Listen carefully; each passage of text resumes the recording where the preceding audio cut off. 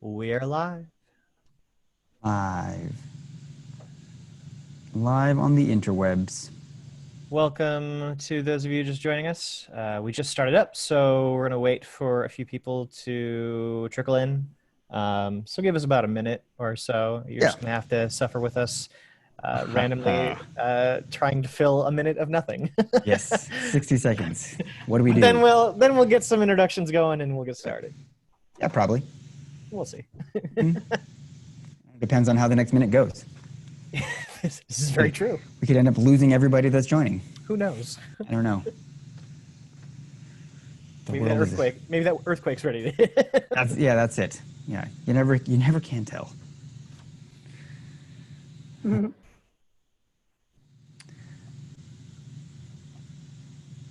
Hope everyone that is joining is having a nice day. As nice as it can be. Living the life. Seems to be cooling off a little bit in our area here. It's been a little bit, yeah. Real hot the last couple of weeks. Pretty uncomfortable. Ungodly hot. Yeah. And humid.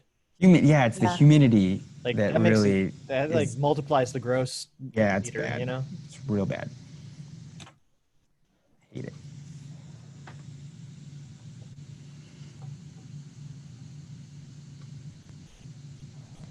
At least it's out of the 90s. Yeah. I think. Yeah, I think today it was like 86. Yeah. Is when I tracked the high being. when you did that. Yes. I'm thinking. It's 86. At 86.2. Cool. Well, it looks like we're leveling off in the attendance here. Why don't we say hello? Well, welcome to those of you who have joined us, and thank you. We're very happy to have you. Today we're going over TouchMix for DJs. So I'm going to be moderating. My name's Jacob. I'm the training coordinator at QSC. So I'm just kind of here to help facilitate. But Jason's going to be teaching you everything on the topic. And then we have Golden also, who is extremely knowledgeable in the situation in TouchMix, and she's going to help answer a lot of the questions that you guys might have that come through. So Jason, keep on teaching, and we can get you answers to your questions. However, if you're able to, we can also get you into the conversation if you have a microphone, and you can get involved in that way too. If you do have questions, please throw them into the Q&A. We want you to have questions. We want you to get involved. This isn't just we don't want to just be talking at you the entire time. So please ask questions if you have them. We're not going to have the chat open, so the Q&A is the only way to get it through. And if you do have questions, we do just ask that you remain on topic with what we're talking about, TouchMix for DJs. If you have questions that are off topic, Jason just put up the information for our support group. And they have an incredible team who can answer your questions on anything outside of the topic that we have today. But other than that, if you do have questions, again, please just throw them in the Q&A. If you have a microphone, go ahead and raise your hand. There's a little button on the right of your name that should be able to allow you to do that.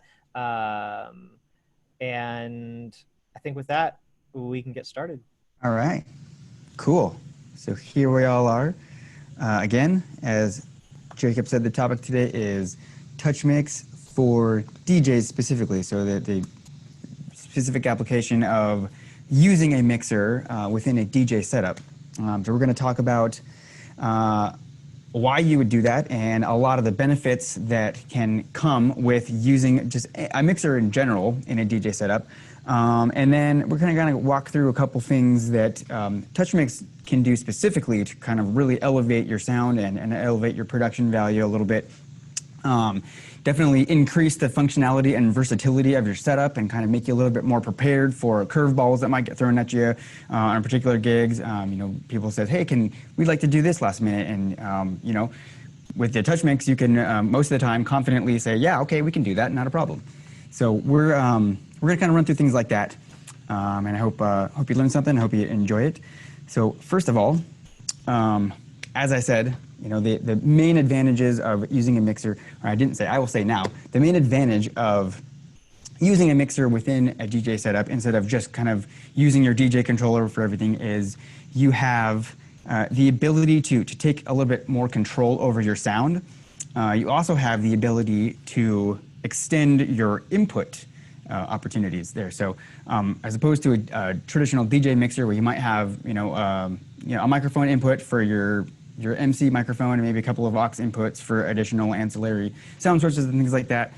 With the mixer, you have a lot more inputs, so that gives you a lot more opportunities to include more sound sources and things like that. And with that, let's go ahead and take a look at my mixer. I'm going to be doing this demonstration on the TouchMix 16. If you're a little more unfamiliar with the TouchMix line, there are 3 models. There's the TouchMix 8, this is the 16, and we also have the TouchMix 30, which is our larger flagship model. I chose to do this demonstration on the 16 because it's a little bit smaller footprint, and it makes a little bit more sense. The 8 especially, so the 8 or the 16, just kind of, it's in terms of size and portability and the space they might take up in your rig, probably make a lot more sense than the 30, which is a little larger. So everything we're going to talk about today is applicable to all 3 models, however. So either one you're interested in, everything I'm going to show you today is going to be the same thing more or less in every single model.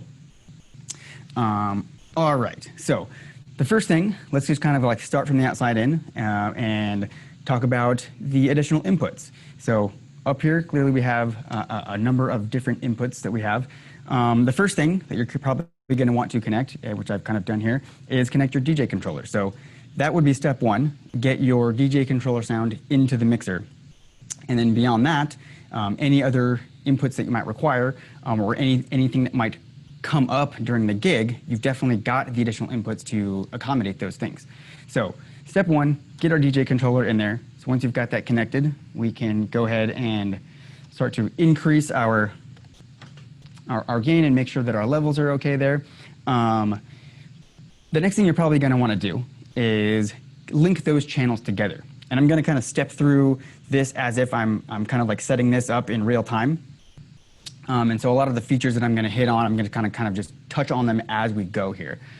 So step 1, connect your controller in here, and then to link our 2 channels together, I'm going to go ahead and enter into any one of those 2 channels, and that takes you into the channel setup of those channels there. So again, I'll show that from the beginning. So our home button here will get us out to our main mix screen, which is what you're looking at right here. And we are presented with 8 channels on the screen at any given time. On the TouchMix 16 here, that's going to be, this bank is going to be your first 8 input channels there, and then we can navigate over to our second bank of input channels just like that with our navigation buttons at the top. So taking into account our first 2 inputs there, I'm just going to enter into channel 1 on the screen by pressing input 1 up at the top there. And I'm going to go to that setup screen there, and I'm going to link that together. Whoops. Just like that. So I'm going to hit this link button. I'm going to confirm that. And there we go. Now I've linked the channels together, so that link button is now highlighted in blue with the chain link icon right next to that, as well as on the channel itself there. So if I exit back out to my main mix screen, I can now see those channels are linked by that chain link icon in between them. If I select one of the faders, I can either slide it up on the glass itself, or I can use my rotary encoder to increase its level. And there we go. Now I've got control over my DJ controller within my mix or within my PA system. I can also select the pan controls on my channels there, and I can pan them out from each other, left and right, to give myself a nice stereo field. So there we go. So we got our DJ controller just like that. And then for that, we're probably not going to add any additional processing. We would just kind of want that dry into the mixer because we want to stick to its true sound coming out of the controller itself. However, the next thing we're probably going to have in our setup is going to be an MC microphone. In most DJ applications, as the DJ, you kind of have part of your job is interacting with the audience, whether it be a party or a club scene, or maybe you're at a wedding or a corporate event, things like that. You're going to be addressing the crowd at some point. So we can go ahead and stick our MC microphone into another input there, and I can increase the gain on that so I can get some good level in there. And there you go. So now I've got my controller and my microphone just like that, and that is pretty easy to do.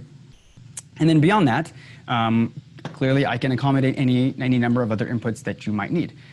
If this was a corporate event, I might want to connect a couple of additional microphones for other people that might be doing speeches throughout the event, or for a particular talking head that might be kind of there that would be in addition to yourself. If this is like a wedding or a bat mitzvah or a regular kind of a party or a club scene like that, you could use those as well, particularly for a wedding application or a bat mitzvah, things like that, where there are going to be people throughout the event that are going to be giving speeches. If you have the ability to connect a number of additional microphones in there, if you have your wireless setup, you can definitely have your wireless receivers close to your mixer here. You connect the receivers into there, and those microphones can be handed around to whoever you need them to.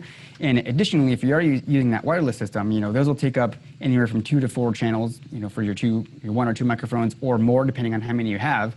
And then you have additional inputs left over so that you can have wired microphones connected as well, because I don't know what kind of experience you guys have, but just about every single wedding I've ever been to where a wireless mic has been used at some point, that microphone will fail. I don't know what it is about weddings and wireless technology, but they don't go together. So I've seen it many, many times, the DJ or somebody running sound scrambling to grab a wired microphone and plug it in.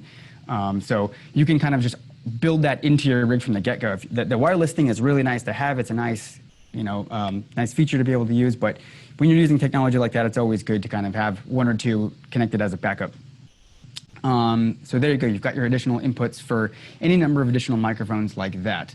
Now let me throw this scenario at you. Maybe you're doing a gig where there is also a band. You can accommodate the band as well. You can end up running all of the sound through your own rig and kind of consolidating the entire PA and the entire audio setup. Another thing that has arisen that I've seen happen actually is, you're at a wedding. This is exclusive to kind of like the wedding application. So I'll just tell you it straight. I was at a wedding once, and the DJ was surprised by the best man who had brought his acoustic guitar and had written a song for the bride and groom that he wanted to perform.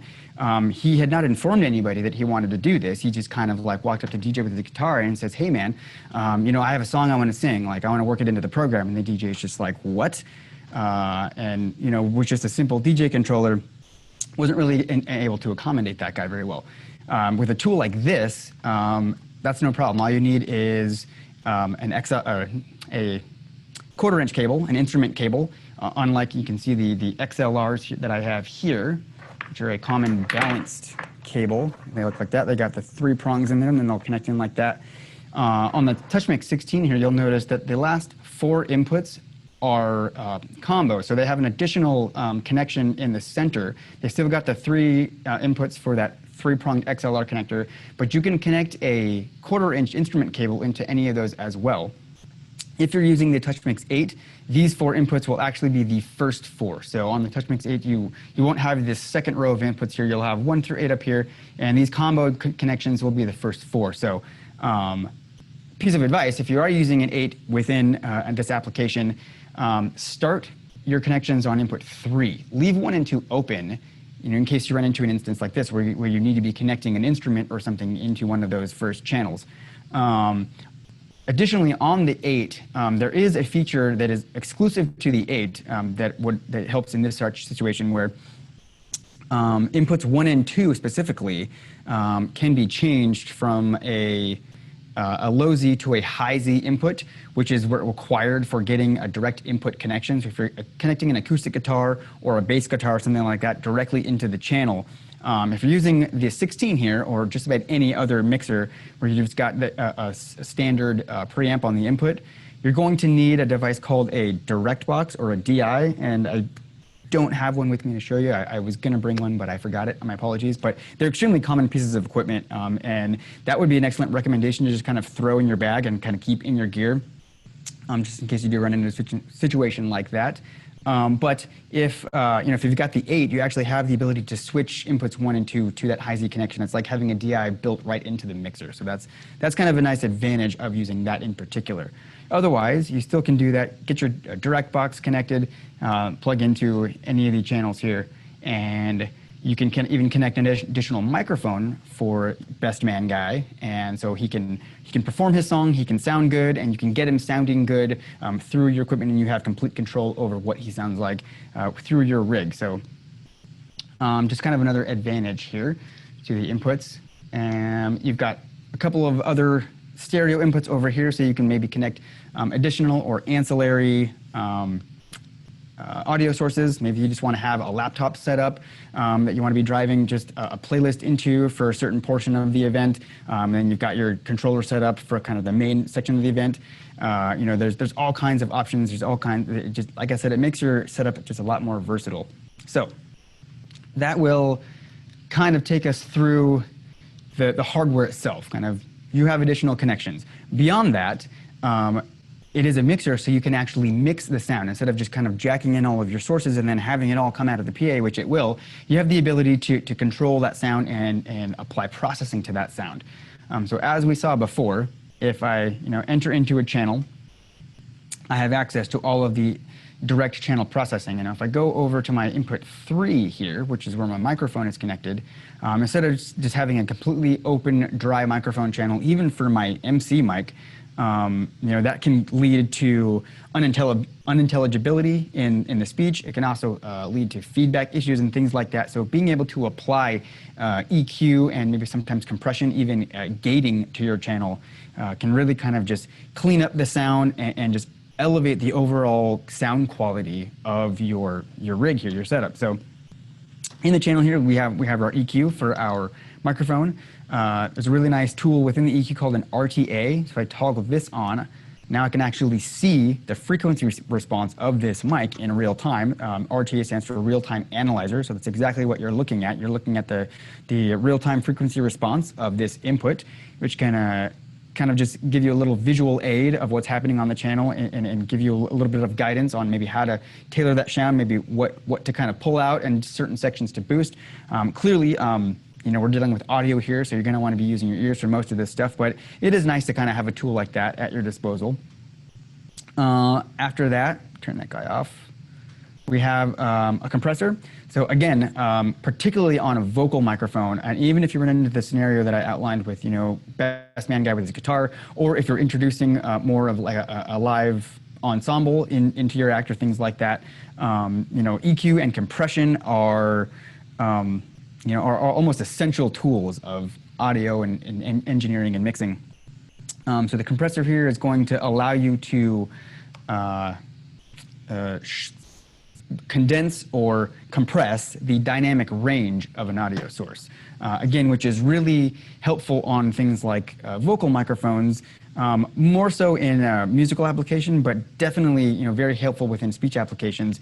So what that means is the overall dynamic range of that signal over time is condensed, and the highest points of the signal, the loudest points of the signal, and the quietest points of the signal are brought much closer together. And you can imagine on a microphone, where a vocalist or someone that is talking into this, a voice has the ability to get extremely loud and very, very, very soft within an instant. So being able to kind of compress that signal and kind of take those high points and bring them closer and squish them down closer to the low points gives you the ability to kind of then elevate or raise that entire signal and get it to sit a little bit better in the mix and give you more control over those dynamics in that signal and have more confidence in kind of where you're leaving that channel fader for that input and giving yourself a tool that is going to naturally kind of suppress those really loud peaks and so they do not get too high in the mix and start to overlap and overwhelm other things in the mix. So that is nice there. And again, you can apply these things to any of the channels. So every single channel has its own individual suite of processing. So that's all great. That's all fine and dandy. But what if I don't know how to use a compressor? What if I don't know how to use an EQ? I mean, the principle, I guess, is there, but if you don't have a lot of experience with these things, or even if you do have experience using an EQ or compressor, sometimes you just don't have the time. So sometimes you're in a time crunch and you got to kind of really dial in your settings really quickly. That can be challenging sometimes. So one of the first things I kind of want to get to here in regards to the TouchMix specifically are our presets. So the presets are extremely powerful on this mixer. They were created over a period of many months using actual musicians who were playing real instruments inside of actual performance spaces and rehearsal studio spaces and things like that. We would move them around to different locations and of different sizes and shapes and things like that, and we would play them or have them play through different sized PAs, and we would go back and forth tweaking the sound of each instrument, on one PA in one room, move them to a different sized PA within the same room, tweak it a little bit more, get it to sound good there, move them back to the original PA they were on, hear what the differences are now, going back to that one, fine tune it a little bit more, move them, and so it was a painstaking process, but it yielded over 120 presets that are extremely usable in the real world. We like to say that they will get you no less than 80% of the way to a complete channel strip setup. So that will always include EQ. So every single preset that you find on the board here is going to give you a nice EQ curve that is created for that signal, for that instrument type, or for that voice, for that microphone type that you're recalling it for. So it might not be 100% there. You might need to go back and kind of fine tune it a little bit, but 80% is a huge head start. And if you have little to no experience, that is an excellent, completely usable sound that you're getting right out of the box, and you don't even have to know what you're doing. And just to show you, to recall a preset is extremely easy.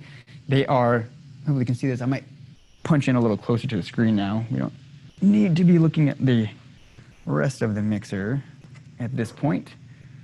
Go ahead and just focus on the screen. Very good. All right, so all the presets are arranged in this triple column bank system. If I go down, so if I wanted to recall a preset for my MC mic that I've connected here, I'm going to want to go and select the vocals and speech category. And then I have two options here. I have music or speech. So what is the primary application for this vocal microphone?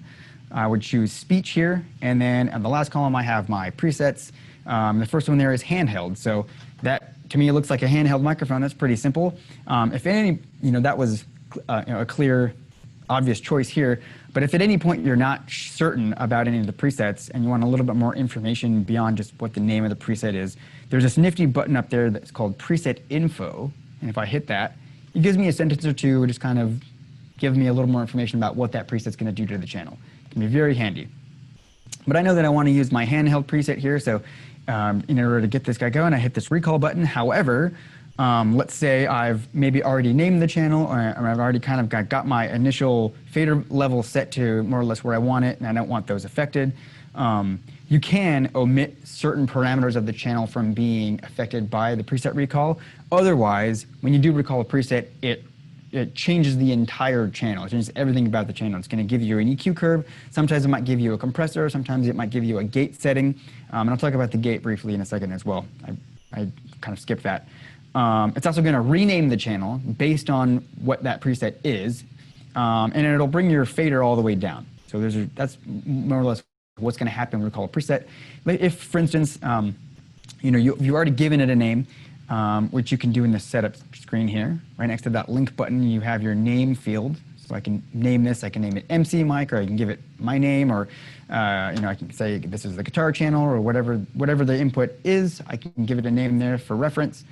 If you do that before you recall the presets, or maybe you recall the initial preset and you realize you want to change the preset at some point, whatever the case may be, if you don't want the name to be affected or the channel level to be affected, you can toggle those two guys on right there. And then we can, actually, I'm going to let it name my channel because I haven't named it. We can hit that green recall button, we confirm it, and now how we can tell that the preset was recalled on the channel is right up here in this field there where it says handheld. Current preset, handheld. Okay, now I know that this channel has been, that preset has been recalled here, and you can see it has also renamed my input, which is very useful.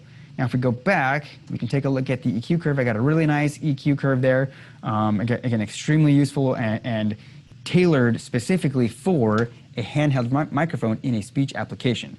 And again, so you can kind of take these settings for what they are, or if need be, you can take a listen to what that sounds like and perhaps maybe make some fine adjustments to it if you need to do that.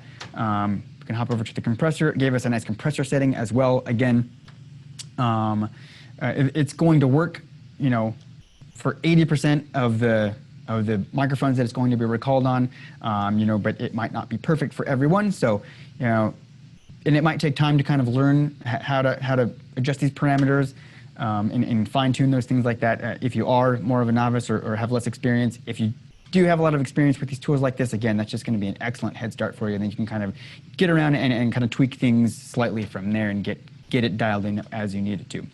But very quick and easy to set up your channels either way. If you feel like you do want to be making a couple of changes to these settings, but you are still either, kind of uncomfortable using a lot of these controls, or again, you're just, severe time crunch and you don't have time to just be fiddling with all these knobs and things like that. Especially look on my compressor here. I've got all these different parameters to fiddle with. I want to kind of simplify things. We have another awesome tool, which is the simple mode. And the simple mode right there, you can see that button that says simple. If I press that, we get simple. Look at that. So now my compressor has a single knob. I can select that knob and I can use my wheel here and I can affect that. I can compress the channel more. Wow, that isn't squishing it. Or I can back the compressor off. If I go into my EQ, I can do the same thing. Now that has given me 4 knobs instead of 12 knobs or 14 knobs there. So, that's more or less operating a decent home stereo or a car stereo or something like that. You got your low, mid, high, and high frequency knobs there. So you can kind of just use those basic knobs to fine tune and dial that sound into what you might need it to be. So those 2 features alone can really get you an incredibly good and completely usable sound very quickly. And get you kind of up and running and again, elevate your sound, take things to the next level. Just because I threw it out there earlier, if we did have, let's say we're going to my second deck here. Let's say, I threw an acoustic guitar in channel 16 here, because Best Man Guy came up. So we can get him some level there. I can go into that channel, go into those presets, and if I go to the frets option, I can select acoustic guitar up at the top. And I've got a number of different acoustic guitar options right there. In most instances, a modern acoustic guitar is going to have electronics built into it, so you can just plug right into that acoustic guitar and then out into your DI, into your mixer. If that's the case, there are a couple of, here we go, into one. With the compressor there's a couple of options directly for that. If you happen to be micing it, there are other presets that pertain to various different types of microphones that you might be using to microphone that acoustic guitar. So again, there are a variety of different microphone or presets available on this thing. And if you ever needed to know a little more about any of them, that info button right there is just your best friend. So no matter what you're working with, we've got a preset for it, and you can really get an entire ensemble, you get an entire mix dialed in very quickly using these presets. So that is a huge advantage. The other advantage, aside from kind of tailoring the sound, and another thing I will mention, we'll talk about this a little bit more in a minute too, is the presets. Not only do they kind of give you a better mix in terms of clarity and intelligibility, and just overall sound quality, they're also going to greatly reduce feedback. Because by eliminating, if you'll notice in the EQ curve there, it's really kind of, especially on the mic channel here, it's really cutting a lot of frequency out. We've got a good portion of the low frequency cut out. We've got a little bit of the high frequency even cut out here, and we've got some different kind of carvings of various frequencies among the spectrum here. So it's really going to shape and focus on the frequencies that are important for that sound or for that microphone or for that instrument. It's going to kind of cut away everything that's not needed, and that is what is going to shape the sound, to give you the intelligibility, to give you the clarity, and it is going to naturally reduce feedback. So and the feedback is if you're dealing with live sound setup at all, you've experienced feedback and it's terrible. So being able to control it, the easier it is to control that, the bigger advantage you have. Cool. So aside from that, you also have effects built directly into the mixer. So if you wanted to, you could put some really cool delay or reverb on your MC mic, or if you've got a performer that's going to sing a song, or if you're doing like a karaoke thing, you can put some sweet reverb and some slapback delay and things like that on those microphones. If you are connecting instruments into this thing, obviously you can do that, as you can saturate guitars with reverb and things like that. We've got a chorus effect. We have a pitch shifter, which can be really fun. And so you've got again another suite of tools at your disposal here with this tool in your setup. So now let's kind of shift it and let's talk about outputs. So talk about monitoring a little bit and various ways that you can kind of run your PA, either run your mains, or you maybe have the need to set up additional speakers, maybe in additional locations in your event. Maybe you're in a particularly large venue, or you're doing an outdoor event and your main PA isn't quite getting to the back of the venue, or to the people that are way in the back down at the end or the far end of whatever the space might be, and you need to put some additional speakers towards the back to support that area. This having a mixer at your disposal with some output processing, things like that, again, it's just going to elevate your setup, make your setup a lot more versatile, and give you a lot more options as far as that kind of thing. So a couple things let's start with the setting up different auxes for different reasons. Okay, so we have a number of aux outputs here. On the 16, we have 6 mono auxiliary outputs, and then we have 2 additional stereo outputs. So if I back up a little bit here in my reach, there we go. Up here, we've got a couple of stereo outputs right at the top there, and then on the back of the mixer, you can't see this clearly. You have your main left and right PA outputs for your main mix, and then you have 6 additional mono outputs that can be sent to stage monitors, or you can set one up for yourself as a DJ monitor, or you can run lines. You can set speakers that might be in additional locations, like I said, like other rooms, or you can set up your delay fills and things like that.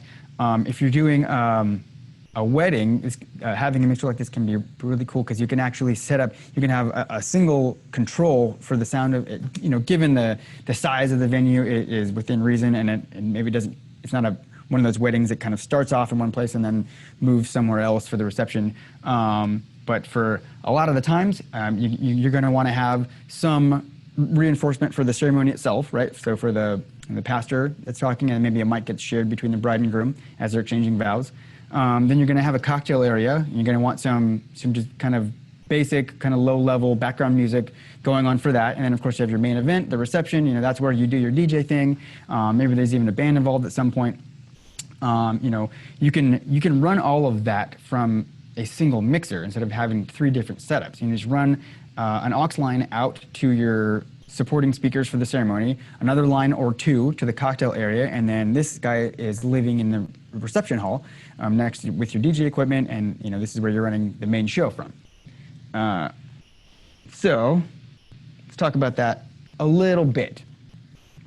So as I said, these buttons down the side here are going to give you access to all of your aux output mixes. So you can create independent mixes between your main outputs and any of these aux outputs. So let's say we're doing we just need reinforcement for another location, and all we want to do is kind of copy the main mix, okay? Because we like what's happening in the main hall. We just need to kind of get that feed more or less into another location. This can also apply for delay fills. If you're setting up a pair of, like I said, delay fills in a large venue or an outdoor venue where you need additional speaker support towards the back, we can set up an aux in this fashion. So we have all of our independent faders, naturally. So if I wanted to, I could create whatever mix I wanted. So I got my DJ controller, obviously. I've got my MC mic that I might need to feed in there, and then any other additional sources or mics that I've got in the mix at all. I can just start from scratch, build it custom here, or if I just want to have a copy of the main mix maybe as a starting reference point, it's incredibly easy to do so. So if I'm in my main mix here, let's just, for the sake of it, build a little more of a mix so it's fun to look at. When we say we got an acoustic guitar over here, I'm actually going to recall that preset right now because I can. Cool. All right.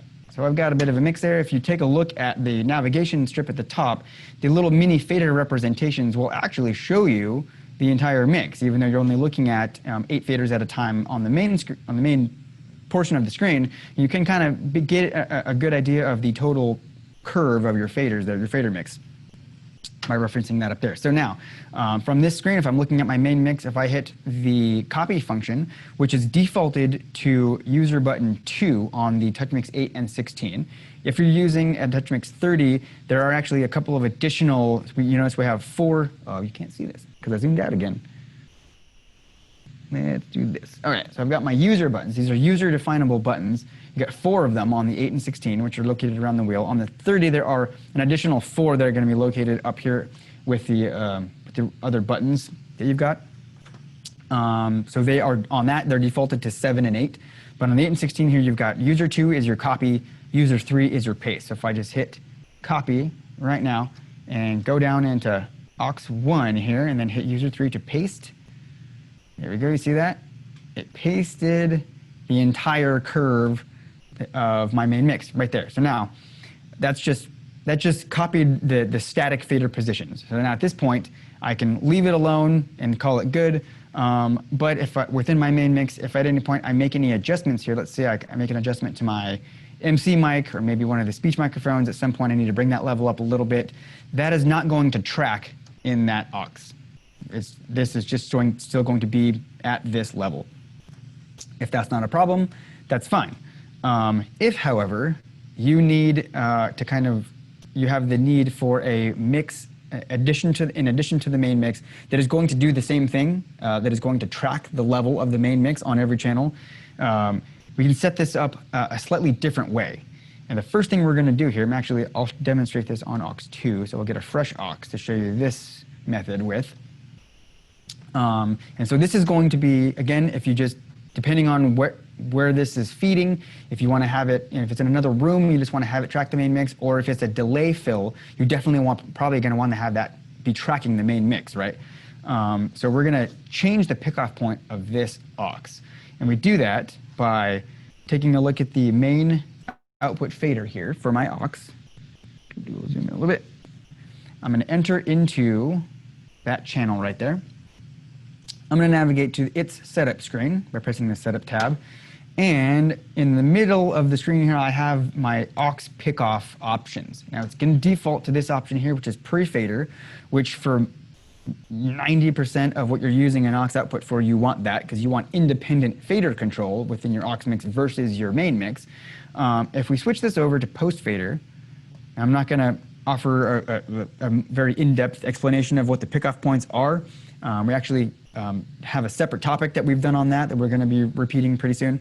But anyway, so just know that to set up an aux to track the main mix, step 1 is to change this pickoff point here. We're going to take it from pre-fader to post-fader. Now what that does is, in the pre-fader mode, what that means is the signal is being picked off or is being brought into that aux mix before the channel fader level of the main mix fader. So this fader in the main mix doesn't affect the level of it in that aux, which is good, right? Because you want to come into this aux and pick a different, or pick an independent level, or be able to have control of it independently of the main.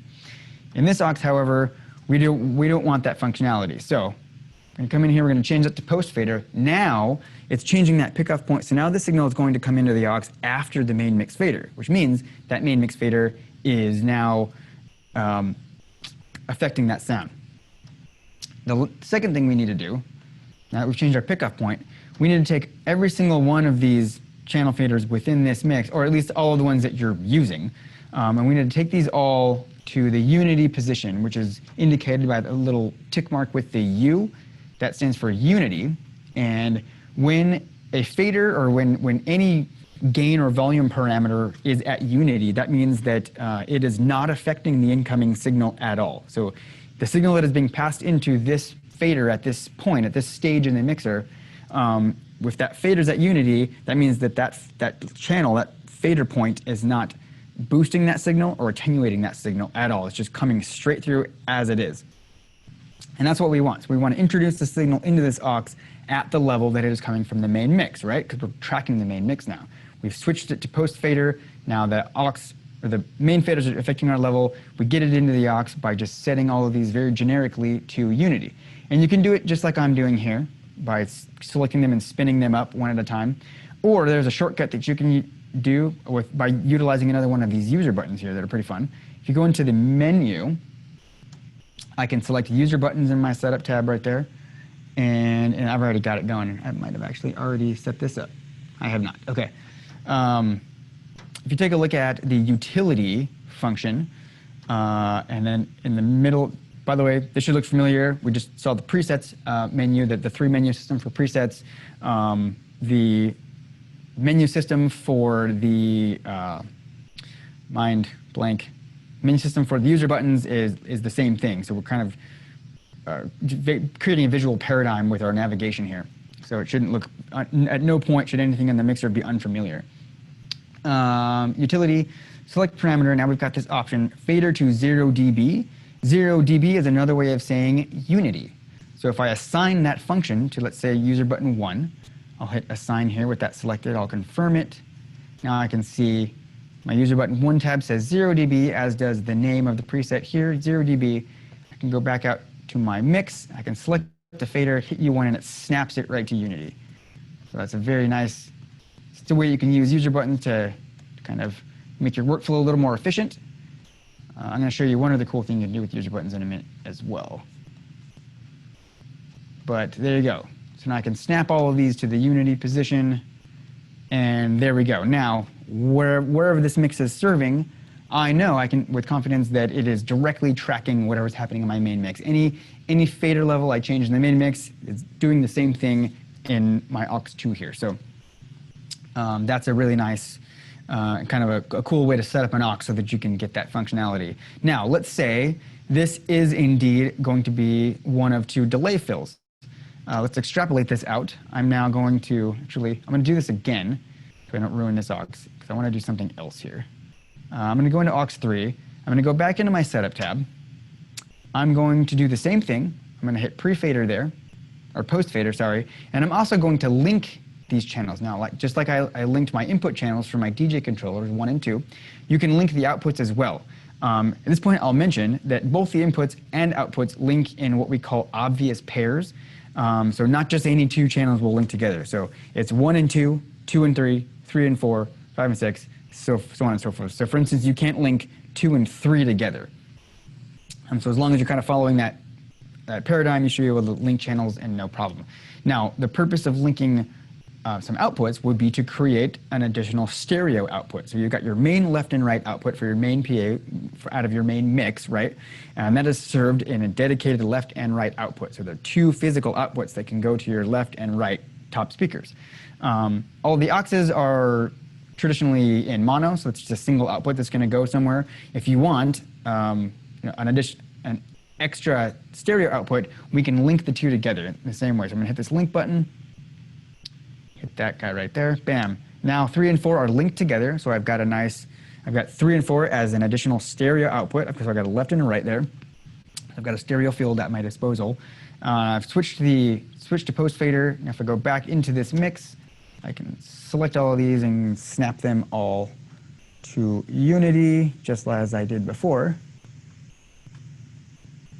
And we good. Okay. Now, there's one other thing that we're going to need to do, since this is going to be a delayed fill. The reason they're called delay fills is because you need to apply time delay to them. And again, we're going to go back into our output settings here. And on the same screen, the setup screen, we have our delay control here. And if I punch it in with the in button right there, then I can select that knob there and I can start to dial up the amount of delay I need. Now, the reason we applied delay to speakers that are at a certain distance away from the main PA is because if you don't, pardon me, you'll end up with an echo effect. So what happens once you get a certain distance away from that main PA, you're going to experience significant high frequency roll off, which means like all those nice bright high sounds are going to start to get muddy and unintelligible, and you're just going to kind of get a lot of the mid and the low, and it's going to be muddy. And so we want to brighten that back up by putting speakers that are close to you, more close to you than those main PA speakers, so you get that nice, that full frequency response. You get that full effect of that sound as it's intended to be heard. However, just because those frequencies are kind of rolling off as they get back to you, that doesn't mean they're not going to get to you at all. So what you'll end up with if you don't delay those rear speakers is you'll get the immediate sound of those speakers that are right in front of you, and then the sound from the actual PA itself is going to arrive slightly later, and you'll get this kind of slap effect, and it's really annoying and distracting and not cool. So in order to clean that up, to again kind of snap the PA so it's nice and crisp sounding and you don't get that delay and that slap effect, we delay the rear speakers to the time it takes the sound to get to you from that main PA. This parameter is expressed here in feet, milliseconds, and meters. So it should be pretty easy to calculate how far away those are from each other and then apply the correct amount of delay. And once you figure that out, you simply just dial it up to that amount and you should be good to go. And you have up to 100 milliseconds of delay on all of your outputs. And that looks like it's about 113 feet or 34 meters. So that is about the distance that you can kind of space things and apply that time delay appropriately. So there you go. That can be wildly advantageous if you have the need to do that. At least one other application that I want to run through here while we're talking about our aux outputs, and then we're going to talk about some feedback control, which is pretty cool, is the ability to separate your auxes separate your subwoofers onto an aux. So if you've got a PA rig or with your DJ setup with your main PA system, you're running subwoofers or at least a subwoofer. It's very common to just kind of run all the sound out of your main outputs, right? Maybe you run the outputs directly into the sub or the subs plural, and then out of the subs into your top auxes. It's a very common way to do things. However, if you're using a DJ controller, that's probably the only option you have. Including or adding a tool like this, adding an actual mixer into the setup, gives you the option to now run your sub or subs off of a separate output using an aux. And the advantages of that are it gives you a lot more control over the overall sound of your PA, in that it gives you independent level control or volume control from your main PA and that subwoofer or your subwoofers. It also allows you to tailor exactly what is being played through the subwoofer. So if you feed it just the main output of your PA, it's getting a full frequency signal. Now, it is more than likely has a crossover built into it, or maybe you're running it through an external processor that is giving it a crossover at some point.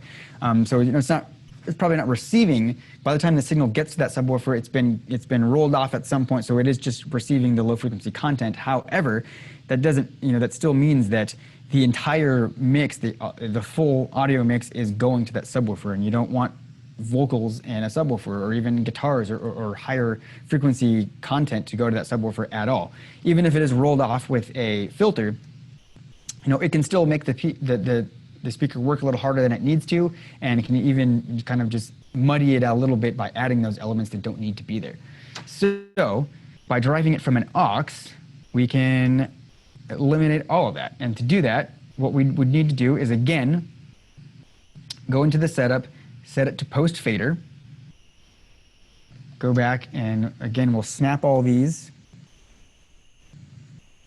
bam, to Unity. Actually, we won't do that because we're dealing with a subwoofer now. So we're only going to give it specific content. In the case of a DJ application, obviously you want to give it your DJ controller, because that is what is driving the main music of the event.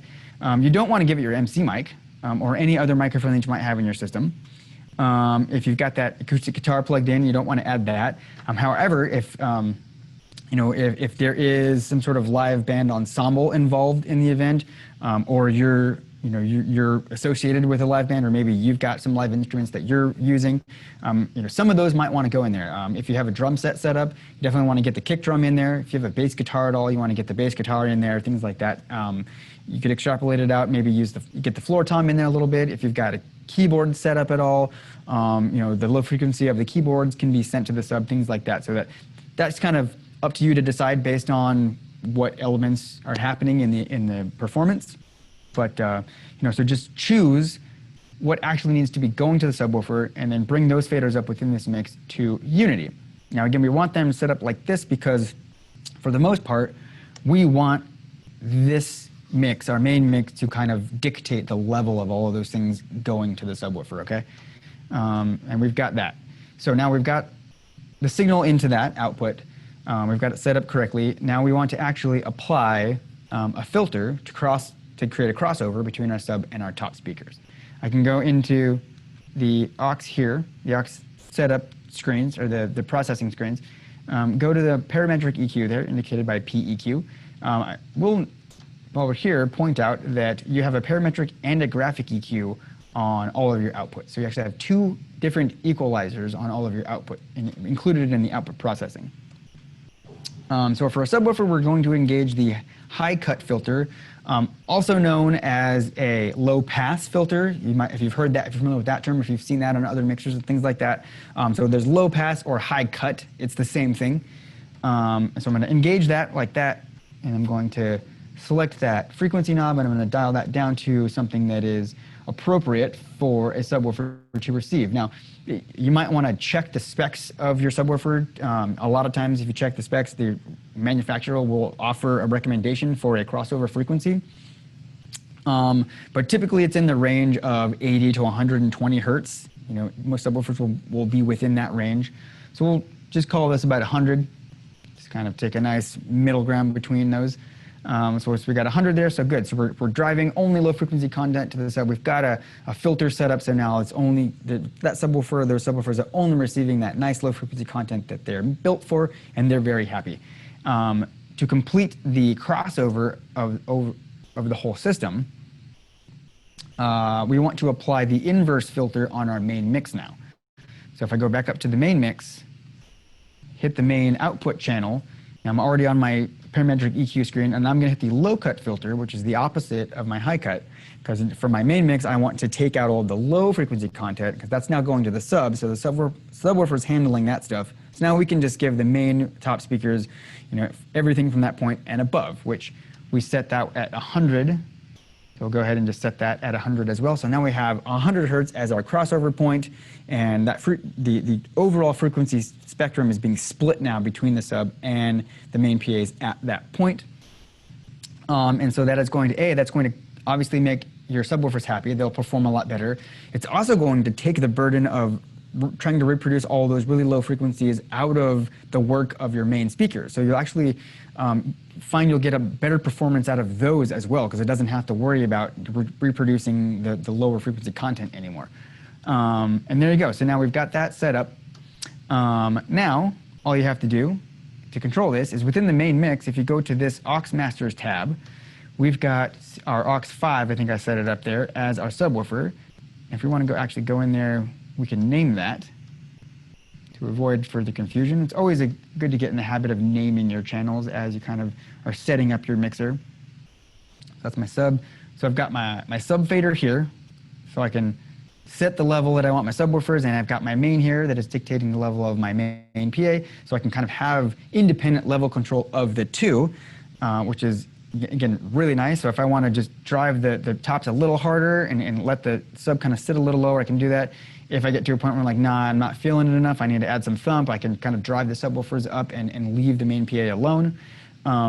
You can take this even further if you want to, and you can use the DCA. So now we're starting to get kind of deep into the mixer capabilities at this point, and I am aware of the time, so I'll get these next bits quickly, because there's one other thing I want to talk about here. But the DCA, so now you have your two faders. You've got your aux output fader for your sub, and your main fader for your main set that you've got that nice independent control of.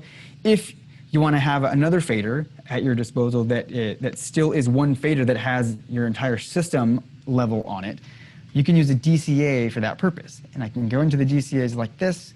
And just real quick, a DCA is basically a way that you can group channels together so that you can control their level with a single fader. So in this instance, I want to set one up with that specific aux output and the main output. So I'll pick aux 5, which I've labeled sub, and the main. And now I'll name this DCA. Come on. System. Now I have this fader here. So now from wherever my main and subwoofer faders are at respectively, if I just want the ability to take the whole system down or raise the whole thing at those points, now I've got my DCA fader that does that for me. So taking it just a nice step further and giving you a robust amount of control for your system here is pretty cool. All right, so on to the last topic here, the main event. We talked about feedback earlier, and I just mentioned that being able to mix your channels and apply presets and things like that to get EQ and gating and compression. I forgot to talk about gating. I'll mention that briefly in a second. But let's get to this feedback suppression tool. So all three mixers have this anti-feedback system available to you. And so what this does is this uses on the 8 and 16, you have these 8 filters here. These are called notch filters. And what it is, a notch filter is essentially very similar to a parametric EQ filter. You can see how if I start to adjust these filters, there we go. You see that? So now I'm taking a filter and I'm either boosting gain or attenuating gain at whatever frequency level I'm at. And you'll notice though that it has a nice kind of a shape to it. And I can take that shape wider or narrower with this control down here with my Q control, also called bandwidth. So on a parametric EQ, you have that control that allows you to kind of dictate the width of any of your filters that you're adjusting. A notch filter is simpler in the fact that it is preset with a very, very narrow bandwidth. And if I actually select one of these, you can kind of see, there you go. So it just kind of represents itself as like a ribbon or a line that just kind of shoots straight down.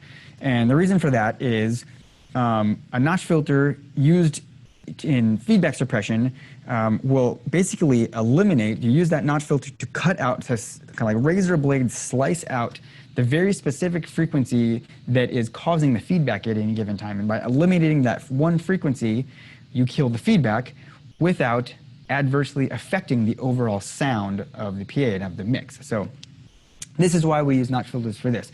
Now there's a reason why there are a limited number of them. On the 8 here, the 8 and 16 we have 8 filters. If you are using the larger 12, there are 4 additional filters in that system. So there are 12 notch filters in the 30. But 8 is usually plenty for eliminating feedback in any given circumstances. So the way it works, there's 2 modes. There's a manual mode and an automatic mode. The automatic mode is great, and you're going to want to use this if you have time before the event starts to actually stabilize the PA to itself and to the acoustic space that you're in. This is commonly known as ringing out the room. And the Feedback Wizard does this automatically, and I apologize, I didn't have time to set up the actual demo for this. This is a cool demo, but I'll just kind of walk you through what it does. Essentially, you go into this automatic mode here, and essentially you hit the start button. Before you get to this point, though, and if you take a look at the screen, it'll kind of like outline the steps. We're crooked here, aren't we? That you need to go through basically to kind of use this tool. But by the time you get here, you kind of have your entire rig set up. You have any microphones that you're using plugged in and turned up to volume and then brought up to mix levels. Apply your processing to them, apply your EQ and whatever processing you want, reverb, effects, things like that. And then when you start to kind of get your main PA level set, you kind of get that up. And traditionally, the way you would do this process is the manual method would be to start writing your main fader up, and then at some point maybe the system starts to feedback, and then you go into like a graphic EQ or maybe even a parametric EQ, and you dial down the bandwidth, and you try to find the frequency that's feeding back and cut it out so that it's not feeding back in the room anymore.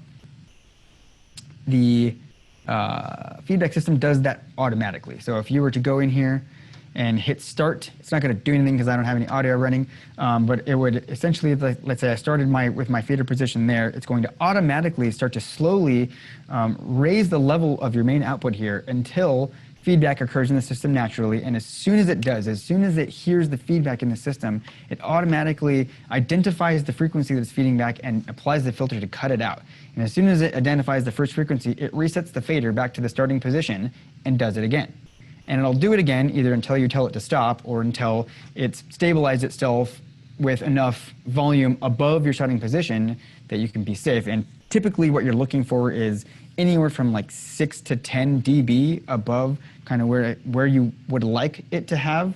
So let's say if I knew I wanted my position to be about 7.5 like that, I'd want to get the room stable up to, at least unity at the very least, but you could even go up about 3.5, maybe a little further, maybe 5 or 6. So just give yourself a nice amount of what's called headroom above your starting level, so that you have some safe space that if you need to drive it a little harder, you can, and it's not going to feed back. Beyond that, after you've run out the room, given you have some of these filters left over, you haven't used all 8 of them, and hopefully you haven't, typically it doesn't take more than like 5, maybe 6 filters to stabilize a PA, so you should have a couple left over. After that point, once your event starts, it's very possible that you still could get feedback every now and then, because now you have dynamic audio kind of running through the system, and the acoustics might be a little bit different because there's more people in the room, and so there's a difference in heat and air pressure and all this stuff. So you might still experience some feedback during the event after we're doing the ring out to ring process. In that event, you can always come directly back into this tool, and in its normal manual mode, you have the manual kill button right there. Anytime that feedback is occurring, the tool is going to hear it and it's going to lock onto that frequency no matter what. The difference is in the manual mode, it's at your discretion to apply the filter using this button. In the automatic mode, as soon as it hears the frequency and locks onto it, it just applies the filter. In this mode, you can hit that manual kill button, so whatever frequency is locked in the box there, you hit the button and it applies the filter, the feedback is gone. Now, one of the really cool things, before I wrap this up here, is to get to this tool, typically, if I'm in my main mixer, if I'm mixing around, maybe I'm on my DCA screen like I just was, I'm adjusting my main level, or maybe I'm on this aux screen here because I'm making some specific adjustments to my sub, or maybe my top loudspeakers there, and feedback starts happening. Uh-oh, what do we do? So normally to get to that tool, you would need to go into your output there, and if that's the last screen you were on within the output, you're right there. But say, for instance, you're here, so you one button press, one screen press to get into your output settings, potentially another one to actually get to the tool. So you have potentially up to 2 different button presses to get yourself to this point, and then you can apply the filter, which realistically isn't a whole lot of time. But if you wanted just a direct, instant access shortcut to this tool from no matter what's happening on the screen, you can use our user buttons, once again, our handy user buttons. We'll go ahead and use user button 4 here because we haven't played with that one yet. And I can easily assign this button to take me to this screen at any point that I need it to. And to do that, I can either go back into the menu system, like I showed you earlier, go into menu and then go into user buttons, find it in here, I believe that is select, and then output fader, main output. There you go, and you would assign that. Or a really cool shortcut you can do with user buttons and assigning them to take you to a specific screen is with that screen visible on the screen, with that page visible on the screen, you hold down the user button for about 3 seconds, release it, and it prompts you. It says, hey, I noticed you held down this user button for a period of time. Would you like to reassign this button to take you here? And you can say yes. Now, user button 4 is assigned to this screen. So if I'm out here, if I'm making adjustments, if I go over here, I'm talking on my mic, I raise the level, feedback happens, uh-oh, boom, push this button, boom, manual kill, feedback is gone. So pretty cool. So again, the many advantages to using a mixer in general, kind of within a DJ application. TouchMix specifically, it's a little bit special in kind of some of the tools that we've built into it, just in terms of ease of use and results. You get results really easily and really quickly, and you can really just up your game, up your production value, up your sound quality, and just make your setup a lot more versatile and have confidence that if any curveballs come at you at any point, you've got a way to kind of deal with that and continue to sound good. So. There we go. That was about everything I wanted to get through today. I know we're about 5 minutes over time. I really appreciate everyone hanging out with me this afternoon. Before we wrap it up, I'd just like to open it up real quick to any questions that might be out there. If anyone has anything they want to squeeze in, or we got a hand raised. Awesome. Let's open it up to Gerald. I got a question. Very good. How's it going, Gerald? All right, how you doing? Pretty good, man. You touched on the speakers and putting the sub on a different auxiliary, which yes. that's pretty cool because I've did that and the sound is tremendous. When you do it like that, it's noticeable. Yeah. Right. Now, what if you're using QSC speakers with the QSC mixer and you put the model number of the QSC speaker that you're using for your tops? Do you still have to do that 100 curve, or did you just go with the model number itself? So yeah, you'll want to you still want to do both. Let's actually do that. I'm gonna go in my sub, and we'll go into presets. So let's say we're using where are we? We don't have the KS in here yet, do we? We'll go to KW 181. Right, okay. Just because it's here, select my screen. I'm at a funny angle here. Hello? Yep. Wow. I think my screen just experienced a dead zone. Super cool. Excited about that.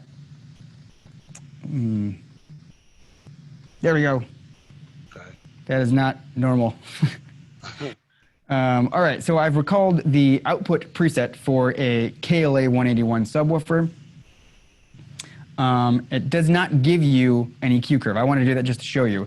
So yes, you still do need to apply that filter. What it does is it essentially, the presets give you the specific voicing that we have built kind of, we call it the secret sauce. It's intrinsic correction, so to speak. It's a special a voicing using many calculations and FIR filters that we've kind of built into a encapsulated voice for the box to kind of just allow it to perform to the best of its ability.